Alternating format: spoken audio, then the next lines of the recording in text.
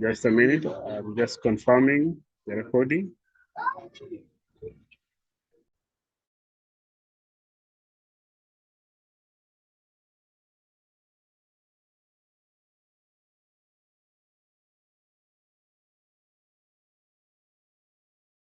Yes, sorry. So allow me to record it.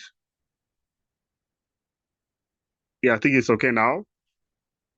Uh, so for this session, we want to do quick overview of what we covered on the beginner series sessions, so that this will give us a foundation for transitioning into the intermediate series fundamental concepts. Sorry. So I have shared with you the link to this Colab. I hope it's opening. I think I forgot to provide access. So let me provide the access. Yeah, now it should be opening. So this is actually the link to the Google Colab that we're going to use today. It will be a very short session covering some of the important concepts that we covered on beginner series. So allow me to share this one on the chat. So I've shared the Colab. And if you want to try out some Python codes, there is an online compiler. So a compiler is somewhere where you can execute your codes. So programmers have an online compiler where you can try out your codes. So I'm also sharing that link in case you want to try out some of the programs that we're going to cover here. Yes, so now we can proceed. So this notebook has actually highlighted some of the concepts that we covered on beginner series. So if you could remember, our beginner series mainly covered fundamentals of Python programming. Okay. After Python, now we did machine learning concepts. Then we did deep learning concepts, natural language processing, and then we had an introductory to generative AI. Okay. So in Python, we covered the foundational building blocks of programming. Okay. And we actually mentioned that for us to understand how to write programs, there are those foundational building blocks. So one of the building blocks was variables. Okay. And we actually mentioned that a variables is somewhere we use to store data. So data are stored in variables, and we have different types of data that can be stored in a variable. So that is what we call a data type. Okay. So we had several types of data. We talked about strings. So remember, strings were characters in a sequence that were enclosed inside a double quotation. We talked about integers. We talked about float. We talked about Boolean, lists, dictionaries, sets, and so many other ones. Okay. So for example, here, just to showcase a variable, let's say you want to get your total grade. So these are variable. So the total grade is a variable. It is actually the name that stores the result of your total grade, which is actually the result of adding your maths plus English plus science as you progress. Another variable here is an average. So this name is an average. It's actually where we are now storing your average marks. So your average marks we can now refer to this variable. We divide by the number of items. So these were the variables. And now these variables, we say they can now store different types of data. It could be a number, it could be a text, it could be a list of values, dictionaries, and the rest. Now from there, very importantly, in case you have a question, please feel free to put it on the chat. I'll address it in case there's something I've missed out. So we also mentioned control flow. And we say these are very important building block in programming in such a way that control flow guides the program execution. So you can control how the program is executing using conditions. So remember we talked about condition, where we were doing the if conditions, and you can also control how the program is executing by now executing loops, where we mentioned about for and while loops. And we say that for and while loops are used to repeat tasks within your program. For example, here, this is a condition, okay? So normally, without control flow, this program should execute line by line, starting from here all the way to the last one. But now we want to control how that program is executing in such a way that we determine the user grade. Then if that grade is of a certain value, the execution is actually placed here, and the other one are ignored. So we are now controlling the flow of program execution, okay? If you scored 70, then we are going to execute B. If you scored 50, we are going to execute C, and so on and so forth. So we said we had several ways of doing if, where we had if, we had else, if, nested ifs, and the rest. Okay, so that was very, very important. So for example, in this program, it is actually a function that takes your name. So these are variable, remember, it takes your name, it takes your math score, your English score, and then your science score. I hope you can see it. You want to try it on Programmis. And then it will actually get your total marks. So your total marks will be the summation of your maths, English, and science. And then from there, we're also going to get your average. And then from there, we can now grade you based on what you've scored. So maybe we can try out this function. Maybe I can just run it here. No need to worry. So for example, if I call that function, the student name is Alice. So this is actually a dictionary. I think it's a little bit complicated, but the student's name is Ali. This average is 85, and then the grade is B. Okay. So basically, that is actually the control flow. Then finally, in our Python fundamentals, we talked about functions and modules. Very importantly, we saw that functions are reusable block of code. They normally start with the def keyword, and they are used to write specific programs within your project, okay?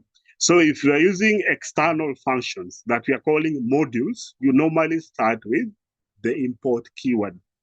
So this is actually a function. This is actually a function that takes your name, gets to the average, and then gives you the grade. So we said that if you want to build a function, you first define it. We first define it here, and then now we can call it here based on the function name. So for example, student one, we call the function, you pass the parameter values, and then now we return the result. Any question with Python fundamentals, something that I've left out? Something that I've left out?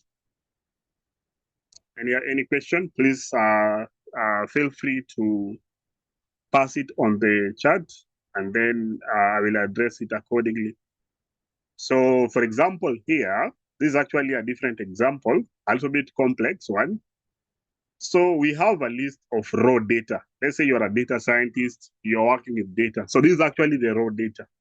So you want to process this data in such a way that we only want to find even numbers that are greater than 10. So filtered data should be a list that will contain even numbers that are greater than 10. That should be 20 and 12 and 100. How can you do that one? So we can use a for loop. So remember, for loop is actually actually executing the program repetitively. So we are going to take every number. Remember, these are variable to take every number from the raw data list.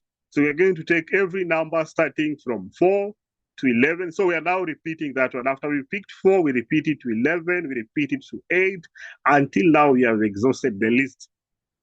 As we do that one, for every number that we are picking from the raw data, if we take that number, we do a modulus. So remember, a modulus returns a remainder.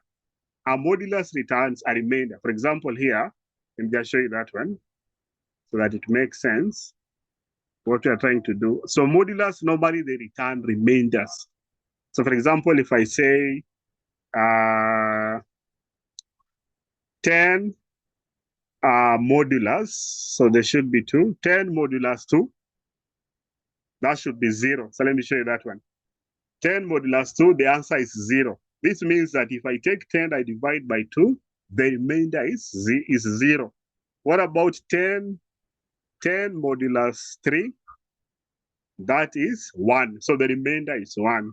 So in other words, all even numbers, if we actually divide it by 2 all the time, if you divide it by 2, the modulus will always be 0. I hope you're getting that one. An even number is a number that when you divide it by 2, you return nothing. So 10, any number you divide it by 2, you return 0. It's an even number. So that's what we are trying to do here. So we are going to take each number, we run a modulus of 2. If we get 0, that is an even number.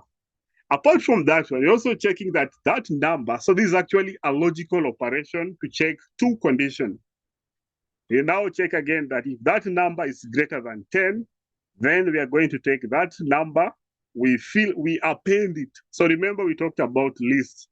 When you want to add any item to a list, we append that value. So we can now take our filtered data list and then we append that number. We are appending that number here because it is an even number.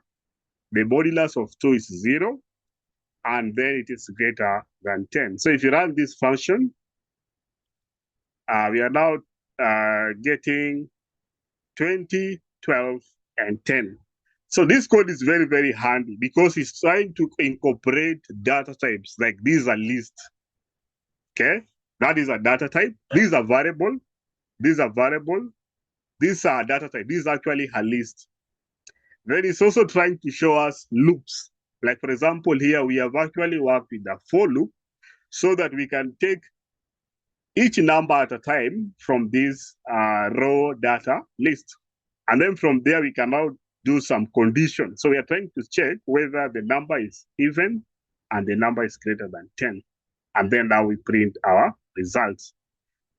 So in terms of module, remember, you can import modules. So for example, you can import math module, you can import the random module, and so on and so forth.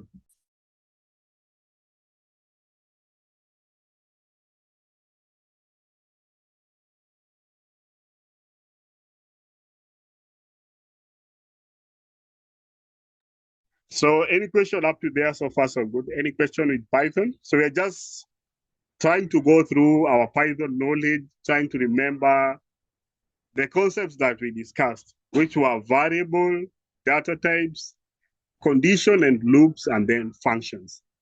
So if there's one that you was having challenges, please feel free to let me know. Okay. So remember, modules are sometimes called libraries. We import them so that now we extract functions from them. Okay. So for example, here, if I import math, I can import a function called pi. So it's actually pi, it's actually a state. We can now import functions from modules. I think we interacted with modules by importing modules like scikit-learn when we were using machine learning, TensorFlow when we were doing deep learning, NLTK when we were doing natural language processing. Later we'll be using modules like LangChain to do agents, and so on and so forth. Any question up to there with Python? So out of the five concepts that we mentioned, anyone with a question? So we talked about variables, data types, control flow where we had conditions and loops, and then we talked about functions and modules. Anyone with a question with Python? Anyone with a question with Python? So basically, those were the main concept we covered on Python. Anyone with a question? So that was the first area that we mentioned in more detail. So in case you have a question, please always feel free to let me know in the inbox. We could be arranging for your makeup session. Now from Python, if there is no question, I hope so, we now dive into machine learning. So we say that machine learning is the foundation of AI because machine learning focuses on training AI models using data. Okay? So it's actually a way whereby we can actually train machines to learn from data. So remember, data is already everywhere. So this data that is available can be used to train machines to make them intelligent. And that is what we call artificial intelligence. So while we were covering machine learning, we came across two broad areas of machine learning. If you check the notes that we had, we mentioned supervised machine learning. I hope you could remember that supervised machine learning, we saw that they learn from a labeled data. So a labeled data is a data where we have input X and output Y. I hope you can remember that one. If you can't, maybe I can try to use a diagram. So if there's something that is not clear, please let me know in the chat so that maybe I can demonstrate further. So we say that if you are doing machine learning, it is divided mainly into two broad areas where we have supervised learning and unsupervised learning. Supervised learning, we are using a labeled data where we have input X that we are calling features and output Y that we are calling outcome. So in supervised machine learning, we actually divided it into two, where we had regression and classification. So with regression, we actually saw that the output Y are numbers. So for example, you want the output to predict salary, you want to predict house prices.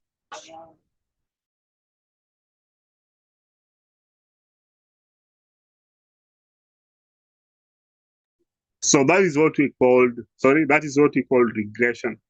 And then classification, on the other hand, was actually where the outcome Y was textual. Let's say you want to see people who survived, it's either yes or no. During the Titanic data set, so you want to know the number of people who survived. So if a person survived, it was yes. If he didn't survive, it was no, based on features like age, class, and sex. So those were the two main areas of supervised machine learning. And then unsupervised machine learning, we talked about clustering and association, whereby we say that clustering is where we are trying to group data based on similarities. So all this while we were using data sets. I hope you remember we were talking about data sets. So we were using publicly available data sets like Kaggle. Sometimes you can also get the data set from GitHub. Okay. So that was mainly the machine learning that we covered. So if you could remember, we did supervised, where we talked about regression and classification. And supervised, we talked about clustering and association. I don't want to go into much detail unless maybe there is a question on one. So this was clustering and then association. Any question now with machine learning? Any question with machine learning? Okay. So from machine learning, After now we had covered regression, classification, clustering, and association, we now dived into a very interesting topic we called deep learning. Okay. So one thing we actually differentiated was that machine learning uses scientific algorithms. Something we saw. So machine learning uses scientific algorithms like logistic regression, decision tree, support vector machines. So they are actually scientific algorithms that are mathematically proven by scientists. Now, on the other hand, deep learning uses something we called artificial neural network. So an artificial neural network, it is actually a simulation of how a human brain functions in such a way that we saw that with artificial neural network, we can now structure data in terms of neurons that are connected based on their weights. Okay. So deep learning was very important because now it could handle a lot of data. Let's say now you want to build large language models. They are now built using deep learning because now they could learn on massive amount of data. So during our deep learning session, I hope you could remember, unless you have a question, we came across two types of deep learning. The first one was the artificial neural network, whereby we were trying to build layers of neurons, and each neurons are actually connected based on their weights. And then from there, we also mentioned convolutional neural network. If you could recall, we were using convolutional neural network to understand computer vision. Okay. So the one that we didn't do that maybe I might want to research was the third one that maybe we might meet here. So if you are now covering deep learning, these are the three areas that you can focus on. So we have artificial neural networks, then we have convolutional neural networks, and then finally we have recurrent neural networks. So I think the third one is what we didn't do. The third one, recurrent neural networks. And if you research more about them, if you research more about recurrent neural network, they are mainly used in speech recognition application, whereby it focuses on, sorry, I think, just a minute. Yes, now we're back. So recurrent neural network focuses on sequential data. A good example of a sequential data, it's an audio data. So if you want to do a speech recognition application, you can now work with recurrent neural network. Another area that you can work with recurrent neural network is time series analysis in such a way that if you're trying to analyze time, then time moves in a sequence. I think that is where recurrent neural networks is applied.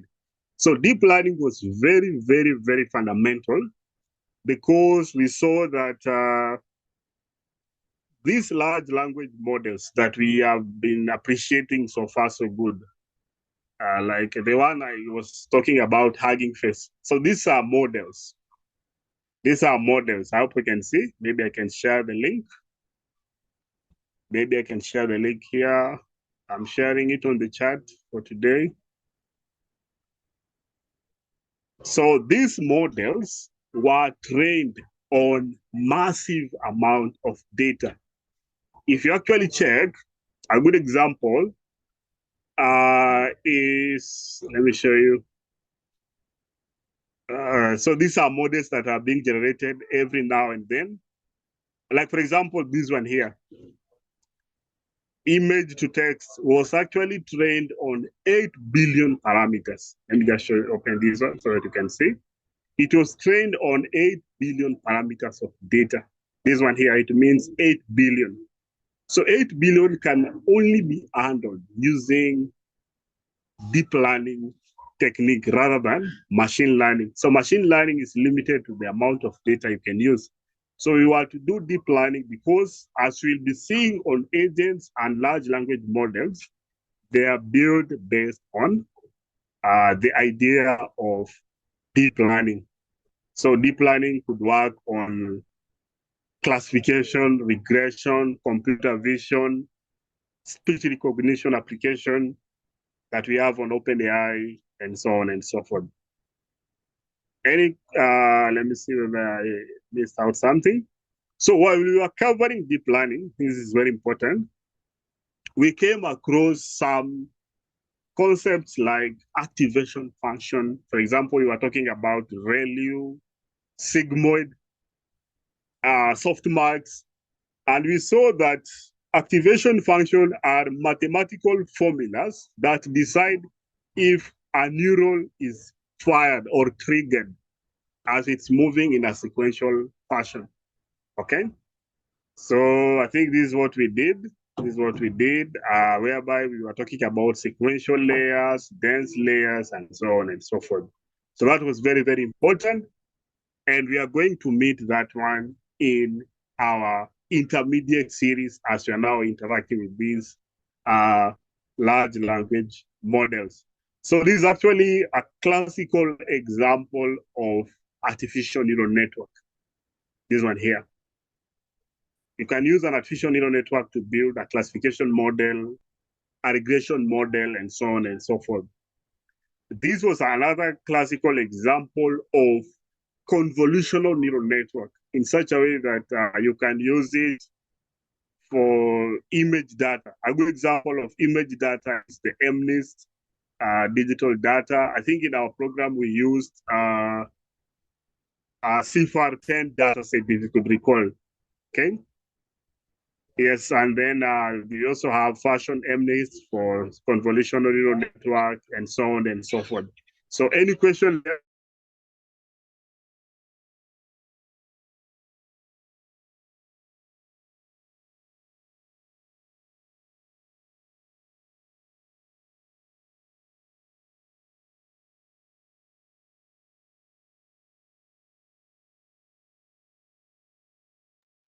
Yeah, sorry for that one. So far so good. We've mentioned.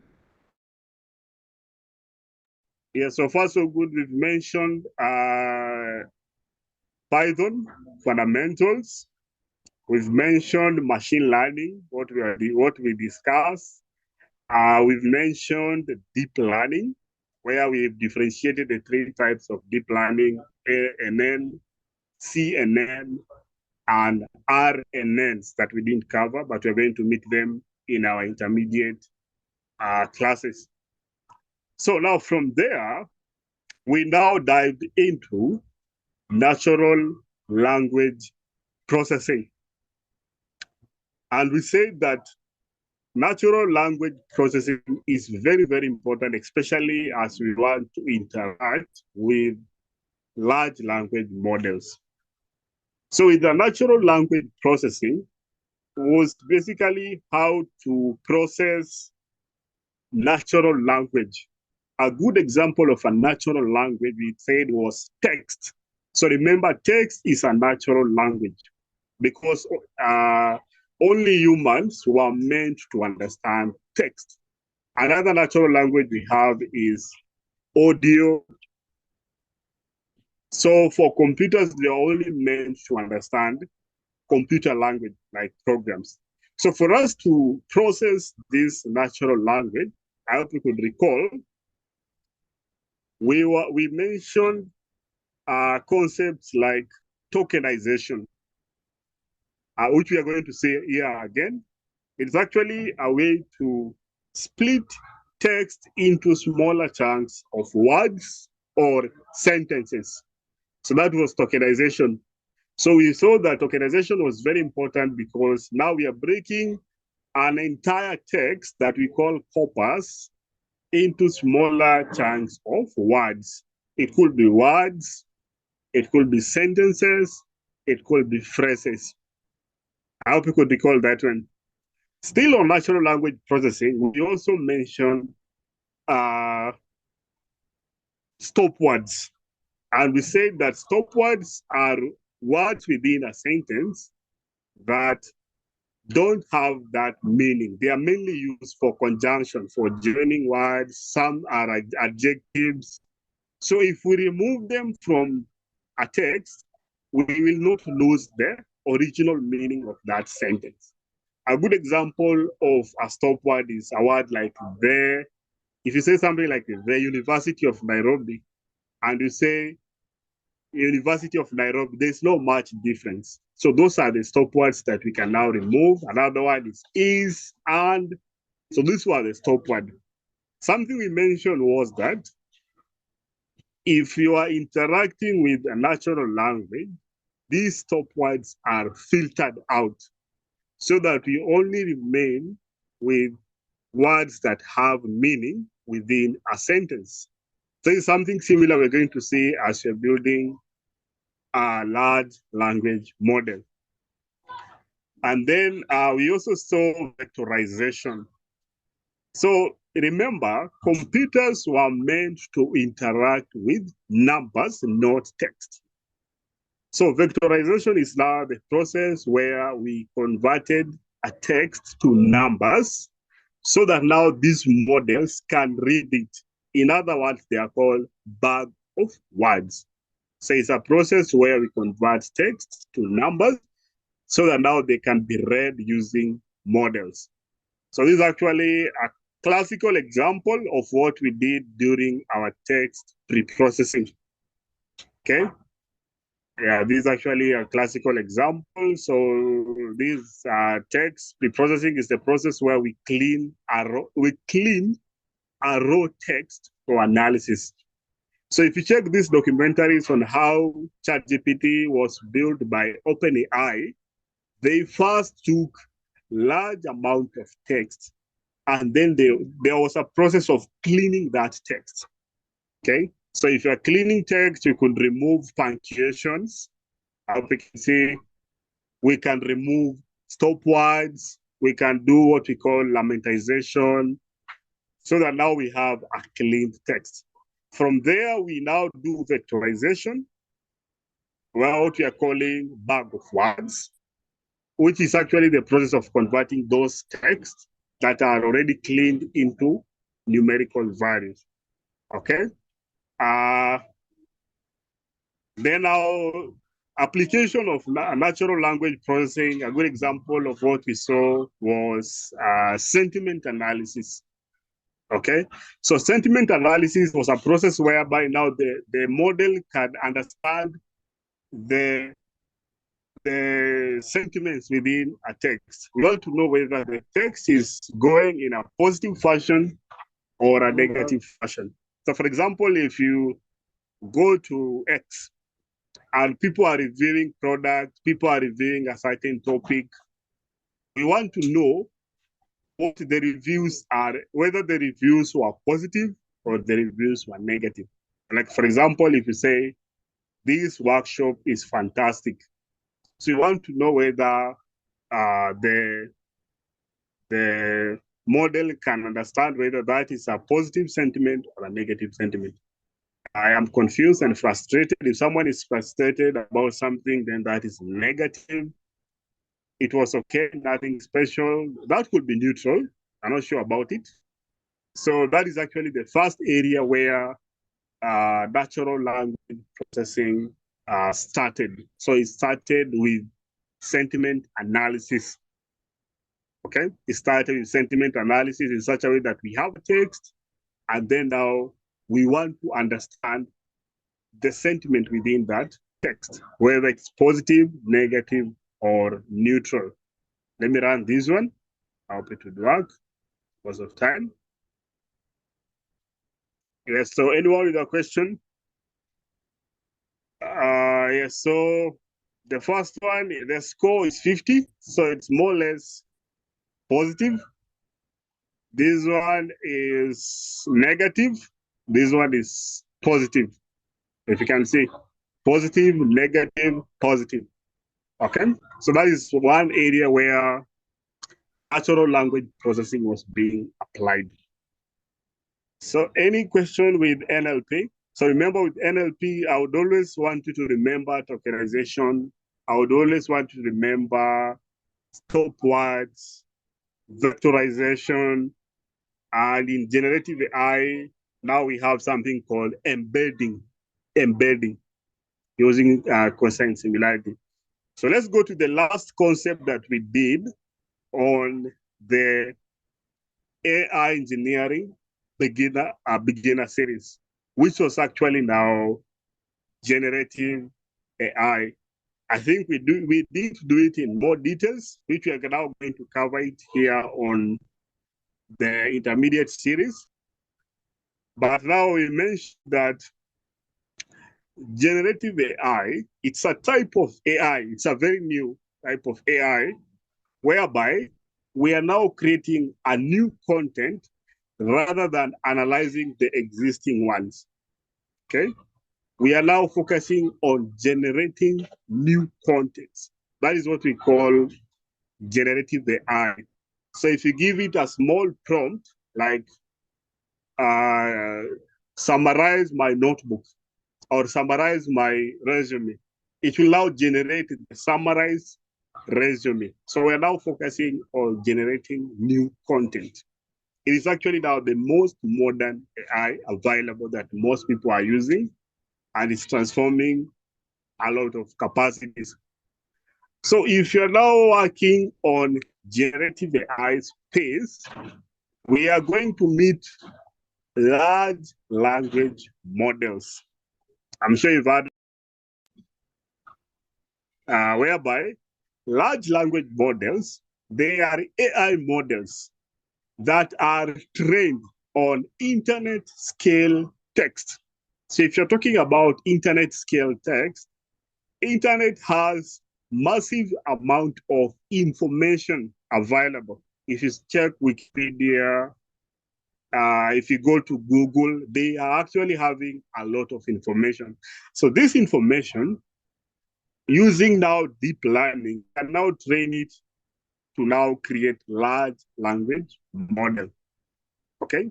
Now, after building these large language models, which are actually here, a lot of them are here. Most of them are stored on Hugging Face, and they are free to use. For example, this one was built by NVIDIA 10 days ago. I think we have, these are models. So it depends on what you want to use. You can have a model to generate images, a model to generate text, a model to generate videos, and something we call multimodal AI in such a way that it can generate text, videos, images simultaneously. So these are the large language models. They were trained on internet scale data, a massive amount of data, using now the deep learning technologies. So I would really want you to research on this library. There's this library called PyTorch. I think it's here. I would really want you to go and research more about PyTorch.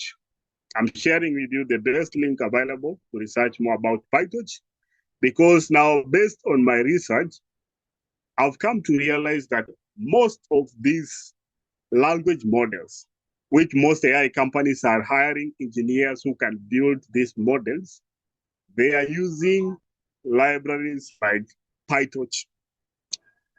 I hope it's this one. Yes, I hope it's this one. It's not this one, but I think I'm going to share with you the library. But this is actually the official documentation of PyTorch. So most of these language models that you're seeing on Hugging Face, a good example is Cloud. I think we have Gemini that was built by Meta, Copilot that was built by Microsoft. What else? ChatGPT that was built by OpenAI. They are actually using PyTorch to actually build their model. So if you're hired by an AI company, most of which are abroad, they will actually ask whether you've interacted with libraries like PyTorch, because they're using PyTorch to build those models. Okay, so I've shared with you the library. Sorry. So now after building this model, people are supposed now to interact with the model in such a way that we are targeting people to write, to design the best input so that now they get their specified output. And that is what we call prompt engineering. And like I mentioned yesterday, we are going to cover prompt engineering in more detail. It is very important for us to understand prompt engineering because it will now enable us as AI engineers to work with these models effectively, generating desired output, and then also ensuring that these models are secure enough by using concepts like guardrails, Okay. So then finally, I think this was not that useful. The last one I think we should have mentioned here is agents now, AI agents. So AI agents are built by AI engineers in such a way that they are focusing on building autonomous AI models that could think, act on their own. So, for example, a good example of an AI agent is ArtAI. If you're working on Zoom, we have ArtAI. It can now take notes from this Zoom class. ArtAI, their agents for writing, for sending emails, the agents for working with Excel data, the agents for doing data visualization, and so on and so forth. So that is something that we mentioned during our AI engineering beginner series.